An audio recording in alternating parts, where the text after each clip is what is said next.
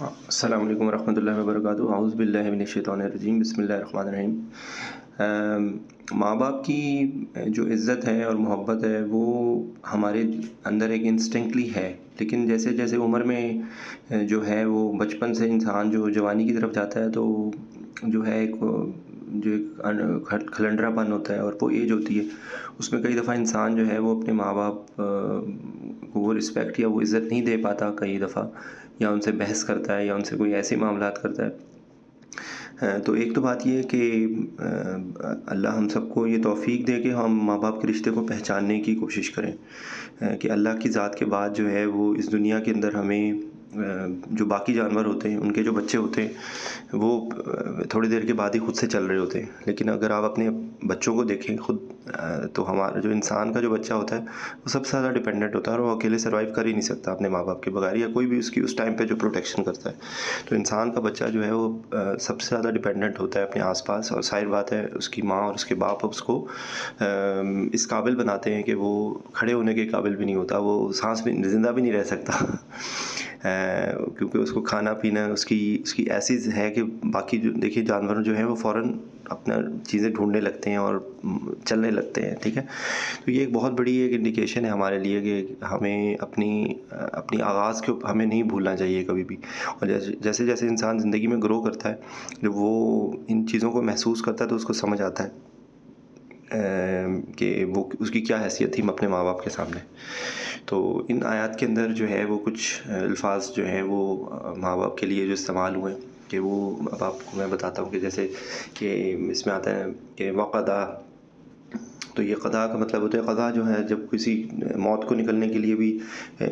قضا کا لفظ ہے، تو یہ بیسیکلی وہی چیز ہے کہ اس میں کہ آرڈر آ گیا، یعنی کہ ایک چیز ہو گئی ہے، آرڈر کیا ربو کا، تیرے رب نے، اللہ کہ نہیں نہ کرو، تعبدو کہ تم عبادت کرو، یہ تا اور عبادت ہے، اللہ سوائے ایاہو اس کے، یعنی کہ بیسیکلی اللہ نے کیا کہا ہے کہ عبادت نہ کرو سوائے اس کی، ٹھیک ہے۔ اور اللہ اپنی عبادت کے بعد فوراً کیا کرے، وبالوالدین احسانا، اور والدین کے ساتھ، با کا مطلب ہوتا ہے ود، اور اپنے والدین کے ساتھ وبالوالدین احسانا، اپنے والدین کے ساتھ احسان کے ساتھ، نرمی کے ساتھ اچھا سلوک کرو۔ اچھا، اما یبلغن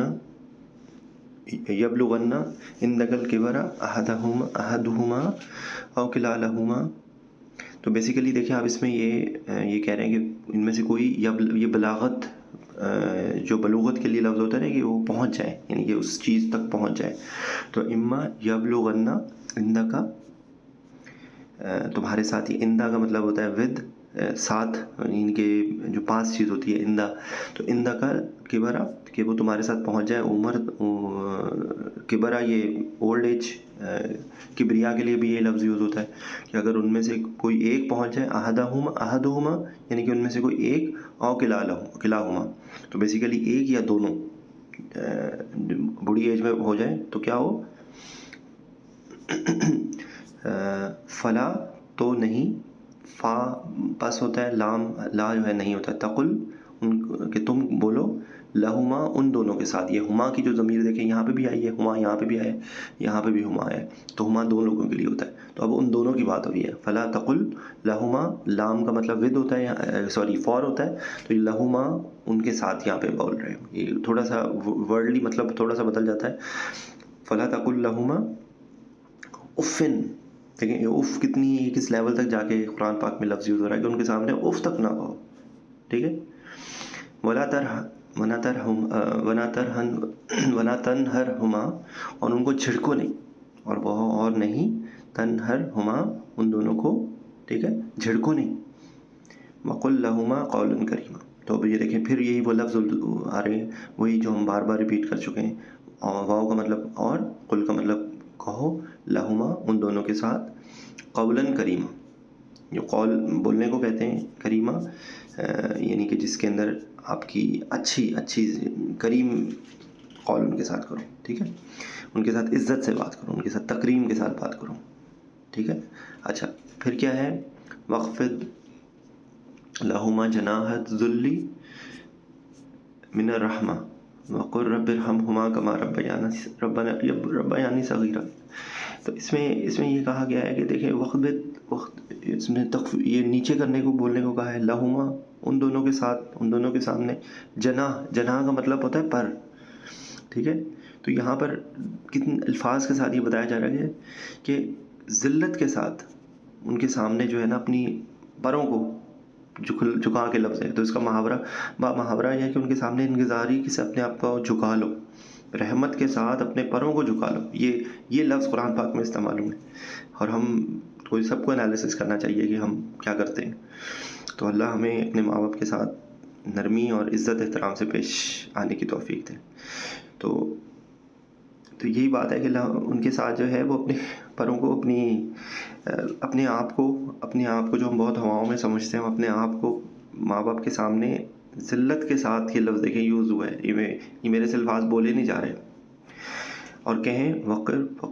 رب ارحمہما کما ربیانی صغیرا. یہ دعا ہمارے ماں باپ کے لیے ہے کہ جو اس دنیا میں ہوں یا جو اس دنیا میں نہ بھی ہوں،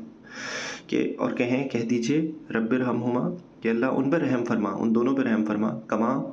لائک کا ماں، کاف کا مطلب ہوتا ہے لائک، ماں میم الف ماں، یہاں پہ جو ماں آ رہا ہے یہ ہو رہا ہے جو، کہ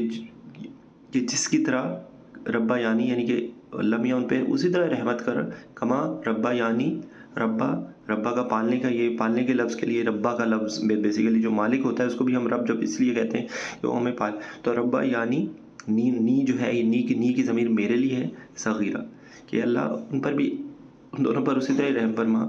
کہ جیسے انہوں نے مجھے پالا تھا جب میں چھوٹا تھا. تو یہ جو الفاظ ہیں یہ اپنے ماں باپ کی دعا کے لیے، اس سے بہتر الفاظ ہمارے، اس سے بہتر بڑھ کے دعا نہیں ہو سکتی. چاہے وہ اس دنیا میں ہوں، ہمارے سامنے ہوں، بوڑھے ہوں، اور اگر وہ اس دنیا سے جا چکے ہوں تو اب تب بھی ہم اللہ سے ان کے لیے یہی دعا مانگے کہ اللہ ان پہ رحم فرما، جیسے کہ انہوں نے ہمیں اس قابل بنایا کہ آج ہم اس زندگی کے اندر جی رہے ہیں، اور ہم اپنے ماں باپ کا عکس ہیں، ہم اپنے ماں باپ کے بغیر کچھ بھی نہیں ہیں. اور ہمیں یہ سوچنا چاہیے، ظاہر بات ہے یہ وقت کے ساتھ ساتھ یہ انسان کو یہ سمجھ آتی ہے، شاید ایک وقت ہوتا ہے جب انسان کو نہیں سمجھ آتی اپنے ماں باپ کی حقیقت، لیکن ماں باپ پھر بھی ہمیں معاف کر دیتے ہیں. تو جن کے ماں باپ اس دنیا میں ہیں ان کو چاہیے کہ وہ اپنے ماں باپ سے معافی مانگیں. اور ایک اور بات کو میں کوٹ کروں گا کہ ایک بندے نے اپنے باپ کے سامنے جھک کے، وہ سو رہے تھے اور وہ ان کے سامنے بیٹھ گیا اور اس نے ان کے پاؤں کو ہاتھ لگایا. ان کا باپ اٹھ گیا اور فوراً اس نے کہا کہ تم کیا کر رہے ہو تم؟ تو اس نے کہا کہ نہیں، کہتا ہے کہ زمین میں، اس کا باپ اس کو کہتا ہے کہ تم زمین پہ کیوں بیٹھے ہو؟ اس نے کہا کہ بابا مجھے نا یہ بات سمجھ آ گئی ہے کہ جو بیٹا جو ہے نا، چاہے وہ 6 فٹ کا بھی ہو جائے نا، تو اس کا قد جو ہے نا وہ باپ کے پاؤں کے اوپر سے زیادہ نہیں ہوتا. میں پھر ریپیٹ کر رہا ہوں کہ ایک بندہ اگر 6 فٹ کا بھی ہو جائے نا تو اس کا قد جو ہے نا وہ اپنے باپ کے پاؤں سے اوپر تک نہیں جاتا. اور وہ اس کا باپ حیران ہو جاتا ہے کیونکہ وہ جو ہے وہ کسی وقت اپنے باپ سے بہت بدتمیزی کرتا ہے. تو وہ اس کو سمجھ آ جاتی ہے اور وہ معافی مانگنے کے لیے آتا ہے. تو جو اس نے الفاظ یوز کیے نا وہ میرے دل کے اندر سے سرایت کر گئے. اور میرا خیال ہے ہر انسان کو یہ سوچنا چاہیے کہ چاہے وہ جتنا بھی بڑا ہو جائے، چاہے وہ کچھ بھی ہو جائے، اس کا جو قد ہے نا وہ اپنے باپ کے پاؤں سے اوپر نہیں ہے. تو اللہ ہمیں اپنے ماں باپ سے محبت کرنے کی، اور یہ الفاظ جو میں بول رہا ہوں یہ میں صرف آپ لوگوں کو بتانے کے لیے نہیں بول رہا، یہ میں سب سے پہلے میں اپنے آپ کو سنا رہا ہوں. اور میرا خیال ہے کہ یہ چیز اگر ہم سینسیٹیو نیچر سے سوچیں، جو قرآن پاک ہے وہ ہمارے لیے ہدایت کا پیغام ہے. قرآن پاک کے اندر جو الفاظ ہوتے ہیں وہ کئی دفعہ، ظاہر بات ہے جب ہم بغیر سمجھے ہوئے پڑھتے ہیں تو ہمیں سمجھ بھی نہیں آتی کہ اس میں کیا پیغام ہے. لیکن یاد رکھیں بات کہ یہ ان 2 آیات کے اندر جو پیغام ہے نا وہ ہماری زندگی بدل سکتا ہے. اگر ہم اپنے ماں باپ کے ساتھ اچھا سلوک کر لیں تو ہمیں اس دنیا میں بھی عزت ملے گی، اور اللہ ہمیں آخرت میں بھی ہماری غلطی کوتاہیوں کو شاید معاف کر دے. اس لیے اپنے ماں باپ کے ساتھ بہت اچھا سلوک کریں. کہ ایون قرآن پاک کی مختلف آیات میں ہے کہ اگر وہ، جیسے وہ اس ریفرنس سے تھا حضرت ابراہیم کے ریفرنس سے، یا تو ان کو بھی یہ کہا گیا تھا کہ آرام سے محبت سے بات کریں. حضرت لقمان کی جو نصیحتیں تھیں ان کے اندر بھی انہوں نے یہ کہا تھا کہ اگر باپ جو ہے وہ شرک کے لیے بھی بات کہہ رہا ہے، وہ ایسی بات کر رہا ہے تو ان کی بات نہ مانو، لیکن ان کے ساتھ پھر بھی آرام سے بات کرو. تو یہ میرا پیغام ہے آپ سب لوگوں کے لیے کہ اللہ ہمیں جو ہے وہ یہ توفیق دے کہ ہم اپنے ماں باپ کے ساتھ محبت سے پیش آئیں. اور یہ ہماری پھر میں ریپیٹ کر رہا ہوں، یہ ہماری زندگی بدل سکتا ہے. جو ہم اپنے آپ کو بہت بڑی چیز سمجھتے ہیں، ہم اگر اپنے آپ کو اپنے ماں باپ کے سامنے حقیقت کو پہچان لیں تو شاید ہمیں دنیا میں باقی لوگوں کے سامنے بھی ہمیں یہ بات سمجھ آ جائے کہ جس طرح ہمارا رب ہے، اگر ہماری حیثیت اس دنیا میں اپنے ماں باپ کے سامنے ایسی ہے تو ہم سوچیں کہ ذرا ہماری حیثیت اپنے رب کے سامنے کیا ہے. تو اس لیے پھر شاید ہمارے اندر کبر پیدا نہ ہو. کیونکہ بینگ اے ڈاکٹر ہم لوگ تو ظاہر بات ہے زیادہ اس چیز کو دیکھتے ہیں. میں یہی سمجھتا ہوں کہ جو انسان کو اگر اپنی حقیقت سمجھ آ جائے نا کہ وہ کس جو ہے وہ قطرے سے بنا ہے، اگر وہ اپنی حقیقت کو جان لے تو شاید وہ اس کے اندر جو اتنی اکڑ پیدا ہوتی ہے، اس کے اندر جو اتنا غرور پیدا ہوتا ہے، وہ سمجھتا ہے کہ میں اس دنیا میں جب چل رہا ہوں تو میں پتہ نہیں کیا کر لوں گا. جب اس کے پاس اختیار ہوتا ہے تو اس کا دل چاہتا ہے کہ میں ستاروں کو اپنے پاؤں کے نیچے کچل دوں. تو اگر ہمیں یہ پتہ ہو کہ ہماری کیا اوقات ہے اور ہمارا جو ہمارا گھر ہے، جو ہمارا اصل ٹھکانہ ہے وہ ایک 6 فٹ کی قبر جہاں پہ ہمارے گھر والے ہمیں چھوڑ کے آ جائیں گے، تو ہمارے اندر کسی کو تکلیف دینے کا جذبہ نہ پیدا ہو. اور اللہ ہمیں کسی بھی حالت میں بندوں کے ساتھ بدسلوکی سے ہمیں بچا. اور اس دنیا میں اللہ کی ذات اور پیغمبروں کے بعد، ہمارے نبی صلی اللہ علیہ وسلم کے بعد جو چیز ہمارے لیے سب سے قابل احترام ہے وہ ہمارے ماں باپ ہے.